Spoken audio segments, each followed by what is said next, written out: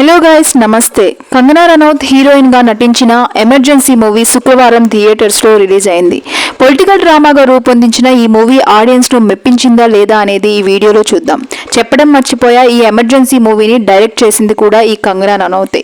రివ్యూలోకి వెళ్లే ముందు వీడియోకి ఒక లైక్ కొట్టి ఛానల్ ను సబ్స్క్రైబ్ చేసి కంగనా తెలుగులో నటించిన మూవీ నేమ్ గుర్తుంటే ఒకసారి కామెంట్స్ లో కామెంట్ చేసి వెళ్ళండి. ఇక రివ్యూలోకి వెళ్తే, మోస్ట్ పవర్ఫుల్ ఇండియన్ ఉమెన్ గా పేరు తెచ్చుకున్న ఇందిరా గాంధీ రాజకీయ వ్యక్తిగత జీవితంలోని ఎదుర్కొన్న ఒడిదొడుకులను చూపిస్తూ ఈ ఎమర్జెన్సీ మూవీ అయితే తెరకెక్కింది.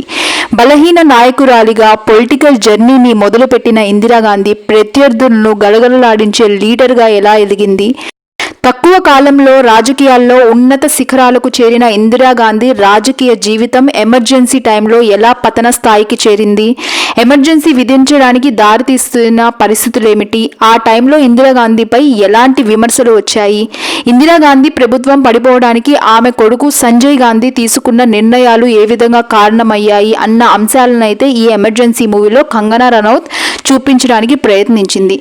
ఎమర్జెన్సీ సినిమా తీసి కంగనా రనౌత్ అయితే సాహసం చేసిందనే చెప్పాలి. కొరటాల శివ గారు చెప్పినట్టు ప్రపంచం అంతా ప్రశాంతంగా ఉంటుంది. ఎవడు పని చేస్తే పక్కనోటి పనుల్లో చేయి దూర్చి ఆయన ఇబ్బంది పెట్టి ఇది పెట్టి మనలో దర్శకురాలిగా కంగనా అయితే అట్టర్ ఫ్లాప్ అయింది అని సినిమాతో చెప్పవచ్చు. ఇక కంగనా దర్శకత్వం మానేసి ఎవరు చేయాల్సిన పనులు వాళ్ళు చేయాలి అన్నట్లు దర్శకులు దర్శకత్వం, నటులు నటిస్తే చాలు అని కంగనకు ఎంత తొందరగా అర్థమైతే అంత మంచిది అని సినిమా చూసిన వారి అభిప్రాయం.